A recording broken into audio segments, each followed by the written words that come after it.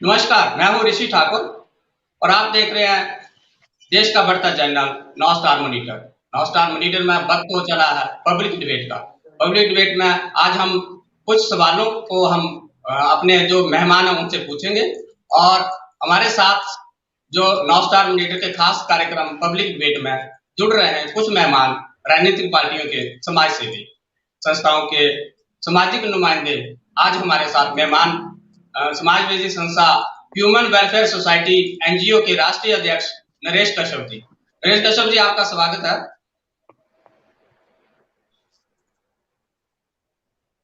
समाज सेवी संस्था ऑल इंडिया क्राइम ब्यूरो के राष्ट्रीय अध्यक्ष अपने नरेंद्र पटियाल जी, कांग्रेस के लीगल सेल के सचिव हिमाचल अधिवक्ता एडवोकेट विकास कश्यप जी, आप सभी का नौ स्टार पब्लिक डिबेट में बहुत बहुत स्वागत है। नमस्कार, धन्यवाद।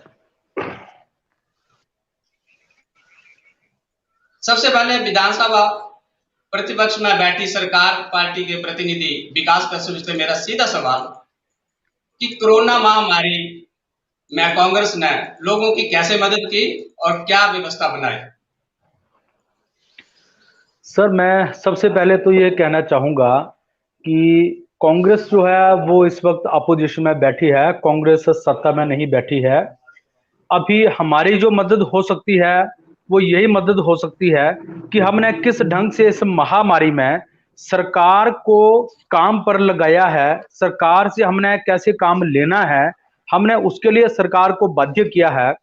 और दूसरा, जो कांग्रेस इस वक्त अपोजिशन में बैठी है, हम अभी जो भी इस महामारी में, इस पैंडेमिक में जो मदद कर सकते थे वो यही था कि कांग्रेस के हमारे जो समाज सेवी हैं, हमारे जो कांग्रेस के नेता लोग हैं या हमारे जो संगठन है, वो अपनी पॉकेट से पैसा खर्च करके कैसे कैसे लोगों की मदद कर सकती है।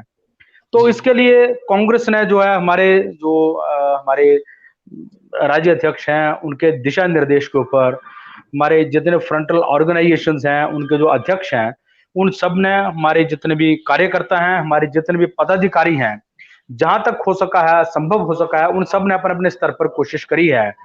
जैसे मैं अगर अपने विधानसभा क्षेत्र चिंतपूर्णी की ही बात करूं तो यहाँ से जैसे हमारे कांग्रेस सेवा दल यंग ब्रिगेड के राज्य संयोजक सुदर्शन सिंह बबलू जी हैं, वो लगातार जब से कोरोना महामारी फैली है तब से लगातार वो लोगों के संपर्क में हैं, घर घर जा रहे हैं, लोगों के बीच जा रहे हैं, उनको राशन पानी दे रहे हैं, क्षेत्र को सैनिटाइज कर रहे हैं।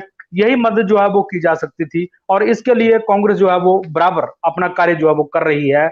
और जहां जहां सरकार की नाकामी है, मैं मेन मुख्य बात जो करना चाहूंगा, सरकार इस महामारी से निपटने के लिए, चाहे वो हमारी केंद्र सरकार है चाहे वो हमारी राज्य सरकार है, ये कंप्लीटली संपूर्ण रूप से फेल रहे हैं और इनको हम लोगों के सामने, इनकी जो कमजोरियां हैं उनको भी हम लेके लोगों सामने आ रहे हैं और लेके आए हैं।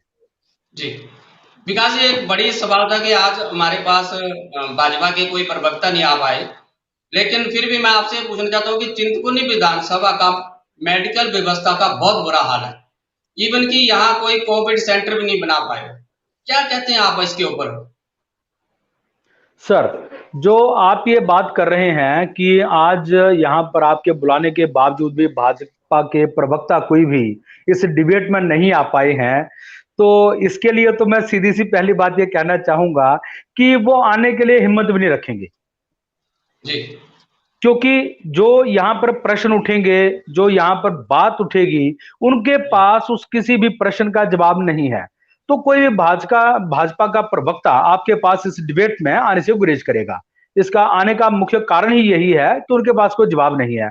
अब जहां तक बात हो रही है चिंतपूर्णी विधानसभा क्षेत्र में कि यहाँ पर हमारी जो मेडिकल व्यवस्था है वो कमजोर रही है, बिल्कुल मैं कहना चाहूंगा, क्योंकि यहाँ पर चिकित्सक भी परेशान हैं, यहाँ पर जितने भी हमारे जो मेडिकल स्वास्थ्य विभाग में जो कार्य करने वाले हमारे कर्मचारी हैं, हमारे अधिकारी हैं, हमारे चिकित्सक हैं, वो सभी परेशान हैं।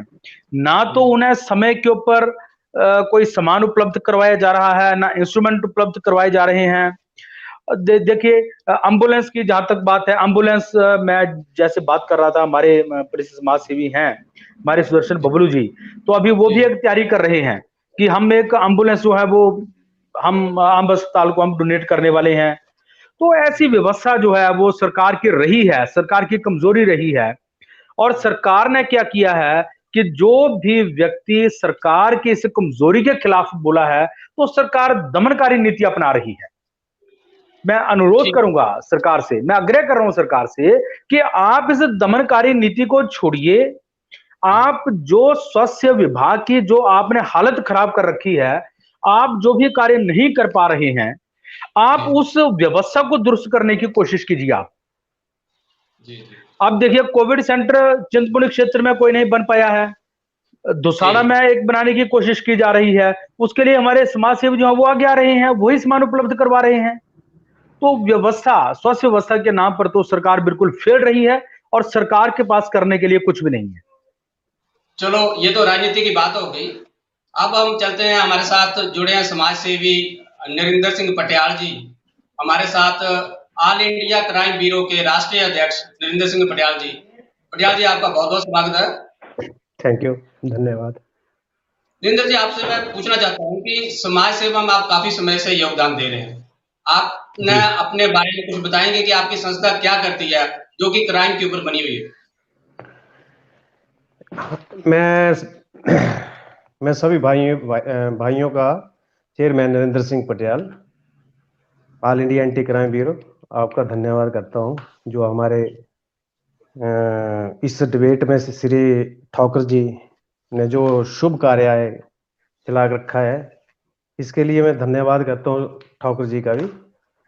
और जी मैं ये हमारी संस्था जो है 2026 दिसंबर 2013 में स्टैंड हुई थी, जो कि अंडर ट्रस्ट में ली थी, हमने दिल्ली से ली थी। तो अभी काफी कार्य कर दिए इस संस्था ने, और 21 स्टेट्स जो है इसने जोड़ भी दिए। 20 हमारा कार्य जो है 21 स्टेट में चल रहा है, जिसका हेड ऑफिस जो है दिल्ली में है और कोऑपरेटिव ऑफिस जो है हमारा हमीरपुर में है, जी मेरे बरसर में, जी जो कि जिसको कोई मैं लुक आफ्टर करता हूँ। और दिल्ली का जो हेड ऑफिस है हमारा, उसको जो है हमारे Manjeet Singh, president of management committee के मंजीत सिंह जो है उसको डील करते हैं। तो इसमें हमारा जो है करीब 6 ऑफिस जो है हमारे इंडिया में अभी चल रहे हैं। जैसे जैसे संस्था आगे बढ़ रही है वैसे वैसे हम ऑफिस भी खोल रहे हैं, और हमारा मेन मुद्दा है समाज सेवा से रिलेटिव है और क्राइम से रिलेटिव है। जो किसी भी टाइप का क्राइम होता है, क्योंकि घरेलू क्राइम से लेके हाइस्ट क्राइम, क्योंकि आजकल क्या होता है कि झूठ और सच आप सब जानते हैं मेरे भाई, झूठ और सच के ऊपर जो है मुकदमे भी हो जाते हैं, और मुकदमे के ऊपर जो है दूसरे की जिंदगी भी ये लोग खराब करते हैं, खुद की भी खराब करते हैं। क्योंकि वो सबसे बड़ी, मैं इतना जरूर कहूंगा, इन वकील गिरोह के चक्कर में और हॉस्पिटल के चक्कर में कभी ना पड़िए, ये मैं सभी जी से अनुरोध करता हूं। क्योंकि आज देखा जाए तो बिजली में इतने ज्यादा केस हैं कि 15-15 और 20-20 साल लग रहे हैं। एक मेंटलिटी हर इंसान के अंदर मेंटलिटी के तौर पर वो डिस्टर्ब हो जाता है, कोई भी है, क्योंकि हम इस नहीं, चीज को डील कर रहे हैं। और हम जो, मेरा आपसे एक जी सवाल था जी मेरा आपसे एक सीधा सवाल था कि आपने क्राइम में इतने टाइम से अपनी संस्था में काम कर रहे हैं, क्या आपकी जी ऑल इंडिया में ही आपने कितने केस जो आज तक सॉल्व किए? हमने करीब करीब 250 केस जो है सॉल्व कर चुके हैं इंडिया जी में। और और हमारे पेंडिंग भी कुछ केस चल रहे हैं। तो हम जी अपने लेवल के ऊपर, हमने हमारे लीगल एडवाइजर हैं, काउंसलर हैं, जिसको बोलते हैं एडवोकेट, जी देसी भाषा में जो एडवोकेट बोलते हैं अपनी भाषा जी में। तो कहने का मतलब वो जो है हम उनको बुलाते हैं, बैठ बैठ के जो है उसको, क्राइम जो छोटा मोटा क्राइम होता है दोनों पक्षों को बुला के जो है उसको सॉल्व कर देते हैं, मना के। ठीक। क्योंकि एक साइड को ऐसा होता है कि कोई ज्यादा वो कर देता है कि नहीं जी मैं इस केस में नहीं, मैं केस करूंगा, मेरे रहा नहीं जा रहा है, या मेरे साथ बेइंसाफी हुई है, फलाना हुआ है, वो हुआ है। होता भी है, ऐसा भी होता है, ऐसी बात नहीं है। परंतु कहने का मतलब ऐसा कि बहुत से केस, जैसे मैं आपको बताता हूं कि बहुत से केस एससी और एसटी, जो भाजपा अभी आ गई पॉलिटिक्स की, बिकॉज वी आर नॉट, हम नहीं चाहते हैं कि हम पॉलिटिक्स में ना चाहते हैं ना होते हैं, ये दोनों जी बातें हैं। ये जो कानून जो है भाजपा या बना है, ये SC ST का कानून बना है, इसके तहत बहुत ही लोगों को डिस्टर्ब होना पड़ा इंडिया में, क्योंकि मेरे पास जी सब, मेरे ऊपर भी ऐसा केस हुआ था। परंतु कहने का जी मतलब झूठे केस लगा लगा के, इसके लिए मैं एक प्रशासन से अनुरोध करता हूं और अपनी सरकार से अनुरोध करता हूं सभी से कि इसको जो है पहले इन्वेस्टिगेशन कीजिए। इन्वेस्टिगेशन करने के बाद जो सच्चाई है उसको, सच्चाई को बिल्कुल सामने लाने दो। हाँ, जो गलत है उसको पनिशमेंट मिलनी चाहिए। मैं इसके लिए पक्ष में हूँ, ऐसा नहीं है चलो कि मैं इस पक्ष में हूँ। जी हाँ, पटेल जी, बोलिए। इसके ऊपर भी एक बड़ी बहस करेंगे जब आरक्षण की बारी आएगी। हाँ, तो जरूर चलो, आप जरूर लोग करेंगे। ऐसे भी हैं, बड़ी अच्छी बात है। जी लेकिन जी जी। मैं ये चाहता हूँ कि आपकी समाज सेवी संस्था है, कोरोना के टाइम में आपने आज के इस महामारी में हाँ कितना हाँ काम किया है, और क्या आप संदेश देना चाहते हैं लोगों को कि हम जो आप कर रहे हैं हमसे मिले, या कुछ इस तरह से कुछ कर रहे हैं जय आप? जी जी जी, जैसे कि हम जानते हैं कि आज का दौर कोरोना कोविड-19 चल रहा है। हमें जी कोशिश करनी होगी कि इस बुरे दौर में जितना भी हो सके हम सभी लोग मिलजुल के, ये नहीं है कि सरकार के ऊपर ही हम डाल दो सब कुछ। हम जी मिलजुल के हमारा अपना बचाव खुद करना है। पहले तो ये है कि जिसमें जो है हमने ये रखा है कि अपना डिस्टेंसिंग का और मास्क लगाना, फिर अपना जी घर में रहना, किसी इसमें नहीं जाना, ये जो आपको सबको पता है आज के दौर का। इसलिए मैं प्रशासन से भी जी अनुरोध करता हूं कि टाइम टू टाइम जो हमारे को, मतलब जिसको भी दवाई की जरूरत है, दवाई प्रोवाइड करवाएं। क्योंकि सरकार किसके लिए है? इसी के लिए है। जो सरकारें हम लोग बनाते जी हैं उस टाइम नहीं सोचते हैं कि कौन सी सरकार कैसे चलेगी और कैसे बनाई जाएगी। परंतु चलो, कोई भी जी सरकार बनी है, अच्छी बात है, चल रहा है, बहुत अच्छा काम चल रहा है, ऐसी बात नहीं है। परंतु कुछ कमियां हैं, जैसे साहब ने इन्होंने बताया, विकास काश्यप जी ने, कि कमियां जी हैं। इसको मैं भी मानता हूं, क्योंकि मेरे पास सब इसका रिपोर्टिंग आती है, सारा कुछ आता है। तो परंतु जी हमारे को मिलजुल के इस दौर से हमने निकलना है। और मैं तो इतना जरूर, हाँ, दूसरी बात आपने पूछा कि इसमें क्या क्या करते हैं हमारे राजस्थान में। आपको मैं फिल्म भी भेज सकता हूँ सर, उनकी आई जी है उधर से। तो राजस्थान में हमने काम किया, यूपी में हमने काम किया, और क्या नाम लेते हैं, झारखंड में टाटा नगर में काम किया, मुंबई में काम किया। जो गरीबों को जितना भी हमारे से हो सका, और हमने तो जी इतना भी किया कि हमारे तो, हम तो बोलते हैं कि करीब करीब 5 6 7 स्टेटों में हमने काम कर दिया। हिमाचल में भी थोड़ा काम किया, बंगाना में, बंगाना डिस्ट्रिक्ट का, सॉरी, ऊना में। तो थोड़ा थोड़ा हम जो है मिलजुल के जो है किसी गरीब के लिए कुछ ना कुछ, जैसे कसबा साहब ने बात की कि जितनी भी जी हेल्प हो सके हमारी तरफ से, NGO की तरफ से हम देते हैं। और जो जी बंदा काम कर रहा है उसको TA DA और SA के रूप में हम प्रोवाइड करते हैं। ठीक और है पटेल जबकि जी। जबकि जबकि हमारे को कोई भी संस्था के, मतलब संस्था का कोई भी ऐसा एक्स्ट्रा कोई पैसा नहीं आता है, ना हमने आज तक लिया किसी से। जी हम खुद अपने आप प्रोवाइड करते हैं और उसी को ही हम लगाते हैं। दूसरा चलो, हमें कोरोना के ऊपर आपसे और भी डिस्कस करेंगे। अभी जी जी हमारे साथ अपने ह्यूमन वेलफेयर के राष्ट्रीय अध्यक्ष नरेश कश्यप जी जुड़ चुके हैं। मैं कश्यप प्लीज 1 मिनट, मैं 1 मिनट आपको और बताना चाहता हूँ। एक जी मिनट लूंगा सिर्फ। आज हमारे प्रदेश, और प्रदेश की बात नहीं कर रहा हूँ, देश, ज्यादा प्रदेश की बात करूंगा, क्योंकि इस टाइम मैं प्रदेश में बैठा हूँ, अपने में हिमाचल में बैठा जी हूँ। आजकल मतलब मैं देख रहा हूँ कि नशाखोरी, अत्याचार, भ्रष्टाचार, जुर्म, नशे की तस्करी पंजाब के रास्ते से होकर हमारे जी हिमाचल प्रदेश में युवा पीढ़ी को बर्बाद कर रही है। आप भी जानते हैं, सभी जानते हैं। जी आज इतना नशा हो गया है इस मतलब खासकर हमीरपुर में, डिस्ट्रिक्ट हमीरपुर में मैं देख रहा हूं। परंतु कहने का मतलब इसमें सब इन्वॉल्व है।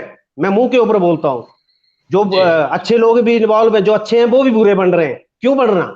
हमारे को जी इनको समझो के, अवेयर करके जो इस चीज को बचाना है। मैं तो सभी को, प्रशासन से भी रिक्वेस्ट करता हूं कि इसमें सब ज्यादा से ज्यादा सख्ती की जाए, और हम आपका साथ देंगे जी आज। चलो, इसलिए हमारा धन्यवाद। हाँ, बोलिए। मैं आपको दूंगा टाइम, और दूंगा टाइम, कोई बात नहीं, हमारे पास अभी काफी टाइम है।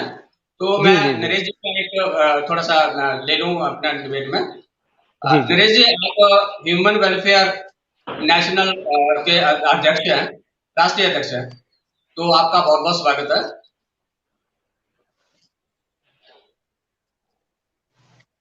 नरेश जी, जा रही है मेरी आवाज घर?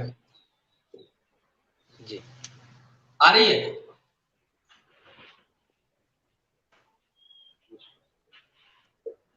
हेलो नरेश जी। सर, थोड़ी कट कट के आ रही है। अच्छा, आप कहीं सिग्नल में थोड़ा सा अभी आ रही है, ठीक है?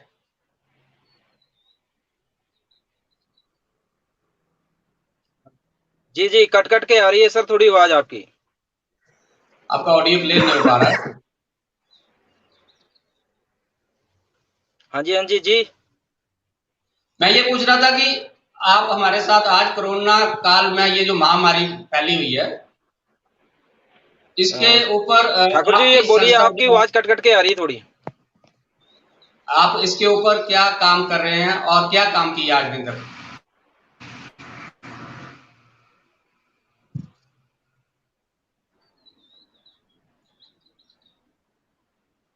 जी जी, कोविड के ऊपर पूछा आपने सवाल जी बिल्कुल। ठाकुर जी। जी बिल्कुल। ठाकुर जी। हाँ हाँ, कोविड के ऊपर ही मैंने सवाल पूछा है। जी सर, ऐसा है कि कोविड के ऊपर हमारी संस्था, जी जी जी, बोलिए बोलिए आप। कोविड के ऊपर ह्यूमन वेलफेयर फाउंडेशन जो हमारी संस्था है, वो जी हर जिले में और जहाँ पे हो सके पॉसिबिलिटी वहां पर जाके लोगों को अवेयर कर रही है। और जिन जरूरतमंदों को जरूरत है, चाहे वो राशन की हो, चाहे वो मास्क की हो, चाहे सैनिटाइजर की हो, चाहे सैनिटाइजेशन की हो, वो कर रही है हर जगह पे जाके। और जो हमारा मोटिव है वो यही है कि ज्यादा से ज्यादा जो लोग इस उससे परे हैं, जो जिनको हेल्प नहीं पहुंच रही, वहां पे जाके हम हमारे जो वॉलंटियर्स हैं, वो डीसी साहब के साथ कनेक्ट करके वो हर जगह पे जहाँ पे हमें कॉल आती है जब, और जो वैश्विक महामारी है इसके ऊपर हमें जितनी भी संस्थाएं हैं इनको चाहिए कि सभी इकट्ठे होकर के एक दूसरे के साथ मिल करके अभी जो लोगों को मदद की जरूरत है वो वहां पे मदद पहुंचाएं और उनकी मदद करें, जितनी हो सके ज्यादा ज्यादा सहायता करें। जी। अभी आ रहा मेरा ऑडियो क्लियर आपको? मुझे जी, लगता थोड़ी है कट कट के कि आ रही है ठाकुर जी। थोड़ी देर के बाद इनको जोड़ते हैं अपने साथ। अभी हमारे साथ हैं विशाल कश्यप जी और अपने नरेंद्र पटियाल जी। तो विशाल जी, सॉरी विकास जी, मैं आपको पूछना चाहता हूँ कि सरकार जो हमारी यहाँ पे हमारा सिस्टम जो मेडिकल सिस्टम है, उसमें क्या फेल हो गई है कि कोविड के अस्पतालों में प्रॉपर नहीं मिला। फिर भी हम लोगों ने अच्छा काम किया कि हिमाचल में सब लोगों को आईसीयू बेड मिले हैं, हर चीज मिले हैं, लेकिन कमी तो इसमें रही है। क्या आपको लगता है? देखिए सर, ऐसे है कि आप ये देखिए, अगर हम ऊना जिला की बात करें तो डिस्ट्रिक्ट ऊना में जितने भी कोविड सेंटर अभी तक बने हैं, जी चाहे वो हरौली में बना हो, चाहे वो खड्ड में बना हो, जहां कहीं भी कोविड सेंटर बने हैं, जी ये कोविड सेंटर वहीं बन पाए हैं जहां पर हमारे पूर्व सरकार में मंत्री रहे जी मुकेश अग्निहोत्री जी ने जो जो वहां पर बिल्डिंग्स बनाई हैं, जो जो जी उनके समय में जो कार्य हुए हैं, जो उसमें जो बिल्डिंग्स बनी है, केवल वहीं पर ही कोविड सेंटर जो है वो बन पाए हैं।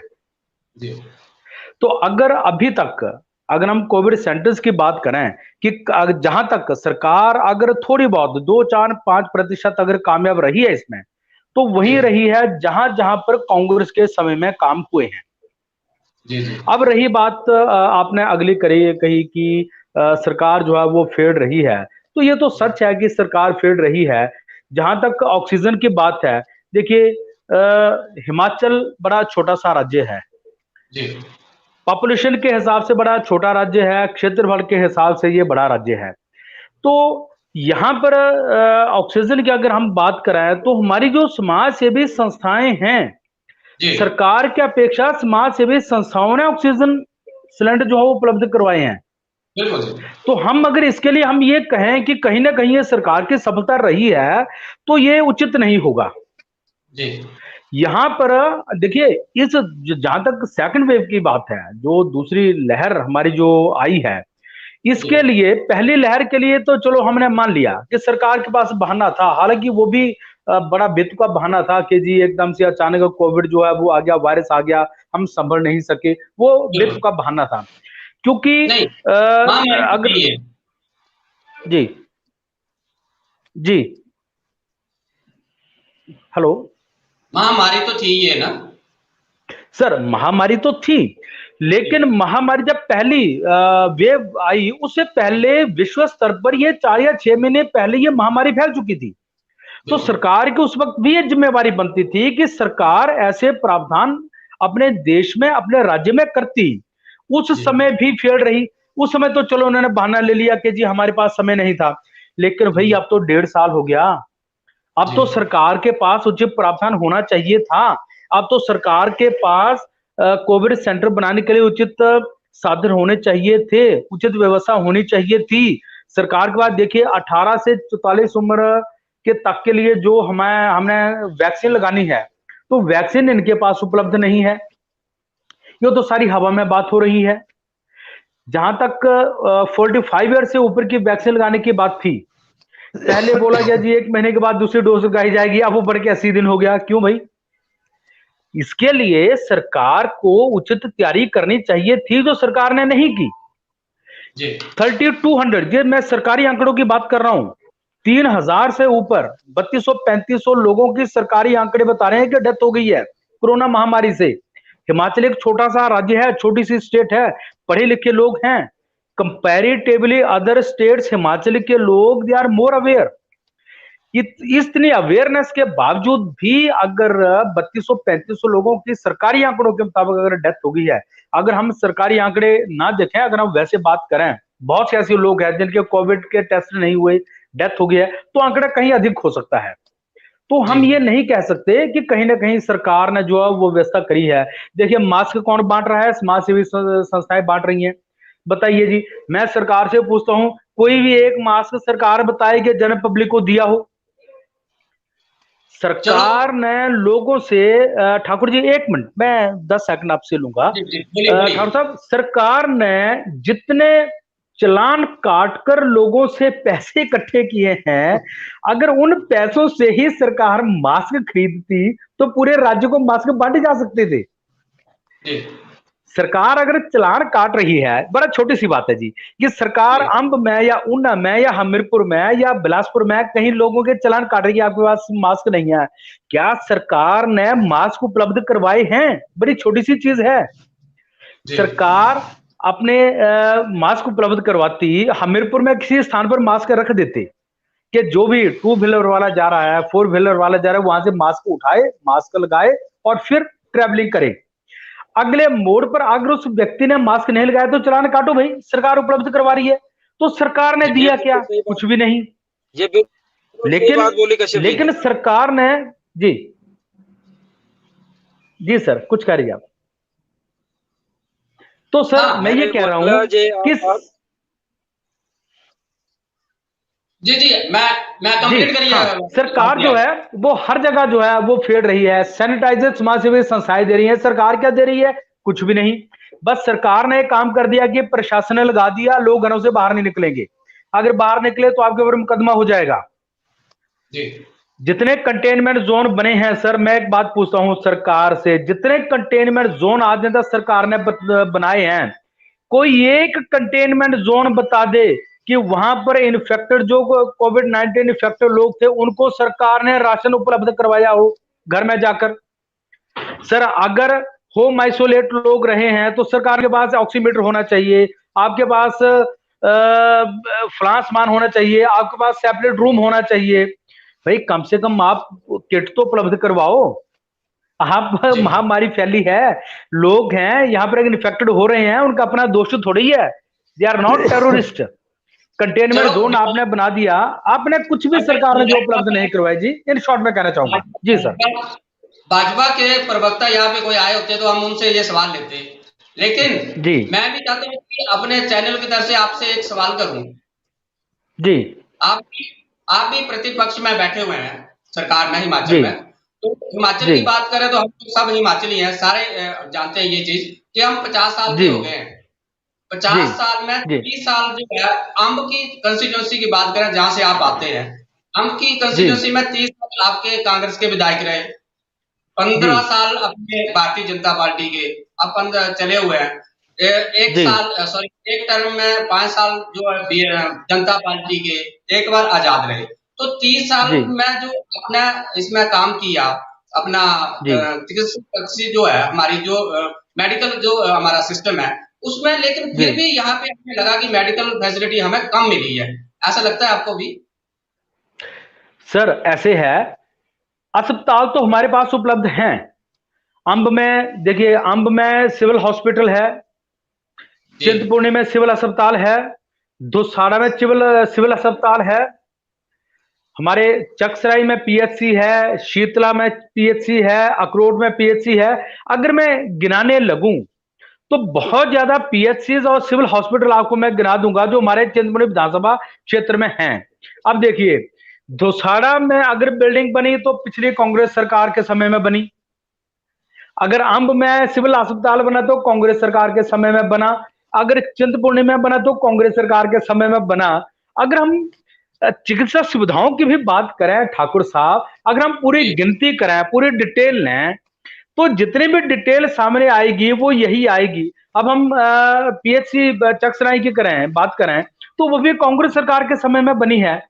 तो जो भी कार्य हुए हैं वो सारे के सारे कांग्रेस सरकार के समय में हुए हैं। जी अब ये तो कांग्रेस की उपलब्धि है। अब इतना स्ट्रक्चर कांग्रेस के द्वारा देने के बावजूद भी अगर महामारी से निपटने के लिए आज के समय में सरकार फेलियर रही है, तो इसका कारण है सरकार की रॉन्ग पॉलिसी, सरकार की गलत नीतियां। जी सरकार इस महामारी के समय में इन बिल्डिंग्स का, इन सिविल अस्पतालों का सही उपयोग नहीं कर पाई है। अब इंस्ट्रूमेंट्स तो सरकार ने मुहैया करवाने हैं, ऑक्सीमीटर सरकार देगी, थर्मामीटर सरकार देगी, पीपी किट्स सरकार देगी, चिकित्सकों जो हमारे डॉक्टर्स हैं उनको सुविधाएं उपलब्ध सरकार करवाएगी। सर ये सब कुछ तो सरकार ने करना है। ये जी अभी हम विपक्ष में बैठे हैं, हम तो गिना रहे हैं कि हमने क्या क्या काम किए हैं, इनका उपयोग करना है तो ये सरकार ने करना है। तो कहीं ना जी कहीं इन सब पर जो है वो सरकार फेल रही है। चलो ठीक है। हमारे साथ समाज से भी और नरेंद्र एक पटियाल कमी जी भी बैठे हैं, है तो कि सरकार की उनसे भी एक ले लेते हैं कि आ रही है नरेंद्र जी आवाज में? हाँ जी, आ रही है, आ रही है। जी नरेंद्र जी, मैं आपसे सवाल करना चाहता हूँ कि समाज में भलाई के लिए राजनीति में आना क्या जरूरी है? आप क्या सोचते हैं इसके बारे में? मैं सोचता हूं कि राजनीति से तो कोसों दूर दूर रहना चाहिए, जो मेरी सोच है। जी क्योंकि मैं आज तक ना मैं कांग्रेस का हूं ना बीजेपी का हूं। जो दिल करता है मैं वोट देता हूं, जो मेरा, जी मैं अपने दिल की बात बताता हूं। और हमारे जो है इसमें तो हमारी जो संस्था का एक ध्येय है कि इसमें जो किसी भी पार्टी से जो कनेक्टेड होता है या पार्टी का मतलब करता है उसको हम आउट कर देते हैं। इससे नहीं, इसमें नहीं रखते हैं, क्योंकि वो जी इसके लिए लड़ेगा, वो इसके लिए लड़ेगा। नो, इस पार्टी में जो, हाँ पार्टी अपनी अपनी है, कोई बात नहीं, मेरी पार्टी है, सभी की पार्टी है, परंतु उस पार्टी को ना हम शो कर पाते हैं ना करते हैं। जी क्योंकि हम समाज के अच्छे काम के लिए हमने ऑर्गेनाइजेशन ली है, और हमने जी जो है इस ऑर्गेनाइजेशन को उच्च लेवल के ऊपर ले जा रहे हैं। पूरे इंडिया जी लेवल में 21 में ये इंटरनेशनल लेवल की संस्था है, और 21 स्टेट जो हमारे कंप्लीट हो चुके हैं, और थोड़े दिन के आगे अंदर अंदर जो हम पूरे स्टेट जो इंडिया के स्टेट जो 29 स्टेट जो कवर करने जा रहे हैं। इसलिए मैं सभी से ही अभी भी मैं आपके माध्यम से मतलब रिक्वेस्ट करना चाहता हूं, जो भी मेरे बंदे हैं और मैं भेजूंगा भी, तो वो किसी भी पार्टी से कोई भी कंटेक्ट ना रखे। नहीं, ये क्योंकि बात आपकी सही है, समाज सेवा करनी है तो उसमें कोई पार्टी का लेन देन नहीं होता, नहीं लेन देन श्रीमान जी, लेकिन फिर भी अपने अपने तरीके से सारे लोग कर रहे हैं। तो हाँ, ये वो सवाल मैं अभी नरेश कश्यप जी से भी करना चाह रहा हूँ, इसको पास कर रहा हूँ कि जी आप क्या सोचते हैं इसके बारे में, नरेश जी? सर ऐसे है, समाज सेवा एक अलग विषय है, राजनीति एक अलग विषय है। लेकिन अगर कोई राजनीतिज्ञ समाज सेवा करता है तो ये सोने जी पे सुहागे वाली बात है। हम ऐसा जी नहीं कह सकते कि अगर कोई व्यक्ति राजनीति कर रहा है तो वो समाज सेवी नहीं हो सकता, या जो समाज सेवा कर रहा है वो पॉलिटिशियन नहीं हो सकता। ये दोनों कहीं ना कहीं इन दोनों का कॉम्बिनेशन भी है, कहीं ना कहीं अगर हम कहें कि ये दोनों कॉन्ट्राडिक्टरी सब्जेक्ट्स हैं तो ऐसा भी नहीं है। लेकिन मैं ये कहूंगा कि अगर कोई अच्छा समाज सेवी राजनीति करेगा या कर रहा है तो उससे राजनीति शुद्ध होगी। और अगर कोई पॉलिटिशियन, अगर कोई राजनीतिज्ञ अगर समाज सेवा कर रहा है तो ये सोने पे सुहागे वाली बात है, तो इसमें कोई बुराई वाली बात नहीं है। हम ये नहीं कह सकते कि जी अगर हमारे बहुत ज्यादा ऐसे पॉलिटिशियंस हैं, राजनीतिज्ञ हैं जो समाज सेवा क्षेत्र से जुड़े हैं, वो समाज सेवा कर रहे हैं, उनका स्वागत होना चाहिए। उनके गुण और दोषों के आधार पर इस चीज को जो है वो हमें तोड़ना चाहिए और उसके ऊपर हमें निर्णय लेना चाहिए कि जो राजनीति कर रहा है वो कहां तक अच्छी समाज सेवा कर रहा है और जो समाज सेवी है वो कहां तक अच्छी राजनीति कर रहा है। अगर कोई समाज सेवी गंदी राजनीति कर रहा है तो उसका विरोध होना चाहिए। लेकिन अगर राजनीति समाज सेवा के लिए की जा रही है या समाज सेवा राजनीति के लिए की जा रही है, और अगर उस राजनीति में समाज सेवा घुस रही है, लोगों को उस समाज सेवा से राजनीति में भी लाभ हो रहा है, तो भी कोई बुराई वाली बात नहीं है। मैं इसमें कोई गलत नहीं समझता हूं। लेकिन सिर्फ दिखावे के लिए जो है वो राजनीतिक हितों के लिए समाज सेवा नहीं होनी चाहिए। इस बात के लिए मैं पटियाल जी के साथ बिल्कुल सहमत हूं। ओके, थैंक यू, धन्यवाद जी। एक और सवाल मेरा आपसे जी। कोरोना काल में लोगों के लिए राजनेता ने कोई बड़ी सीख ली कि हमें क्या चाहिए, कि हमें मेडिकल सिस्टम या हमारे साथ ये सारा सिस्टम हुआ है जो अभी देखो हम मरने के कगार पे, हर रोज यहाँ पे 40 से 50 लोग मर रहे हैं। तो क्या राजनेताओं ने भी कोई सीख ली कि हमें कोई सिस्टम बनाना चाहिए मेडिकल का या किसी भी चीज का, जो है पानी का या दूसरी चीजों का एडवांस में हमें होना चाहिए, लेकिन हम एक तरफ ही चिपके रहते हैं। क्या सीख ली होगी कोई इस में?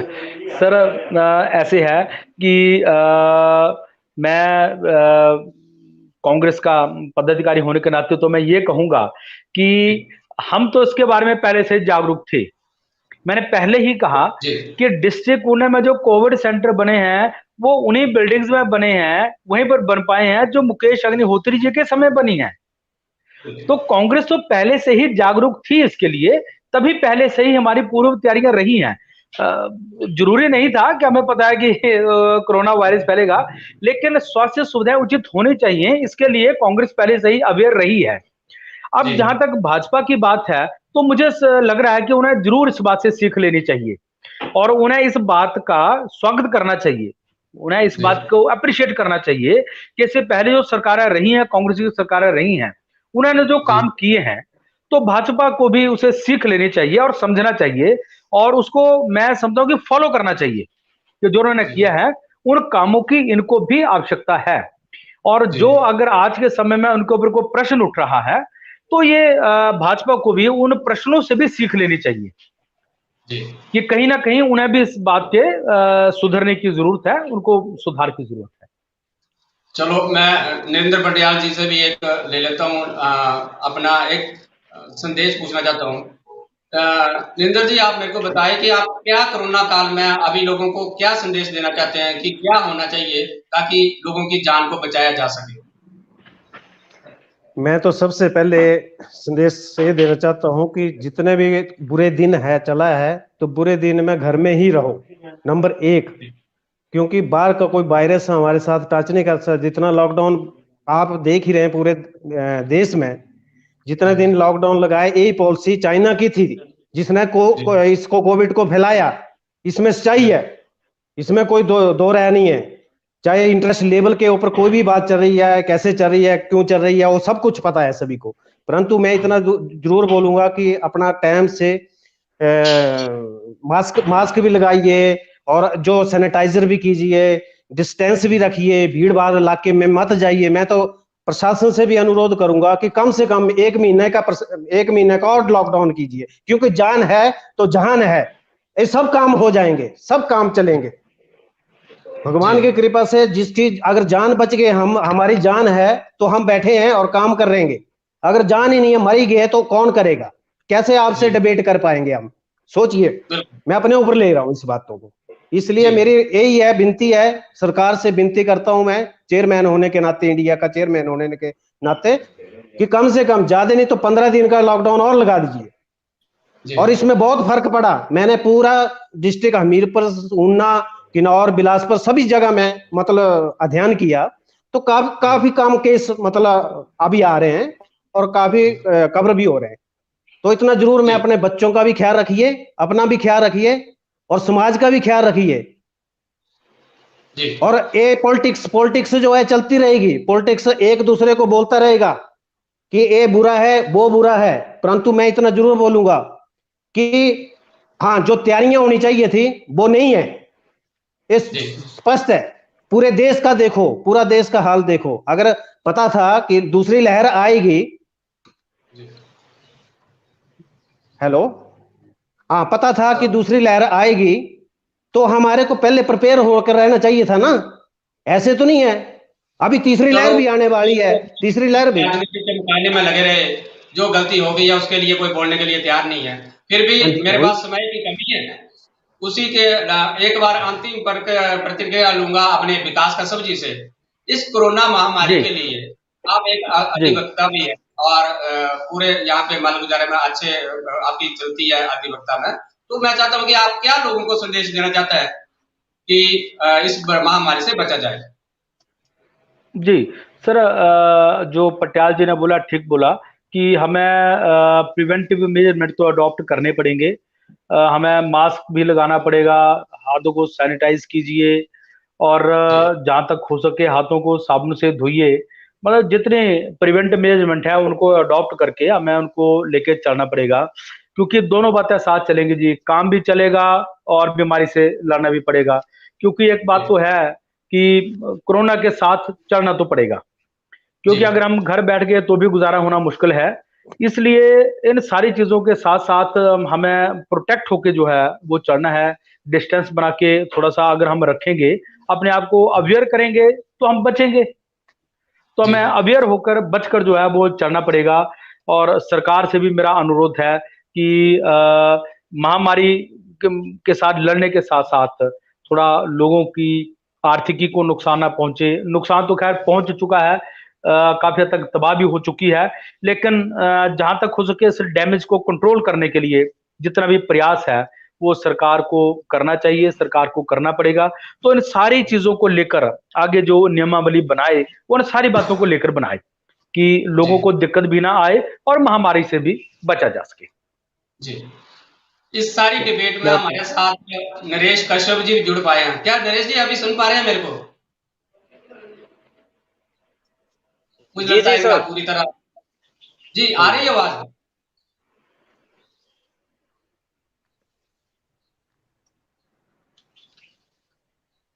लगता पूरी तरह इनका सिग्नल नहीं है, नहीं तो मैं इनका भी एक लास्ट ले लेता। अभी आप समय की कमी के कारण आज की पब्लिक डिबेट में बस इतना ही। आप सभी मेहमानों का बहुत बहुत शुक्रिया। कल फिर हम नए मेहमानों के साथ, नए मुद्दे के साथ पब्लिक डिबेट में करेंगे। बाकी खबरों के लिए देखते रहिए नौ स्टार मॉनिटर। मुझे दीजिए इजाजत। नमस्कार। धन्यवाद।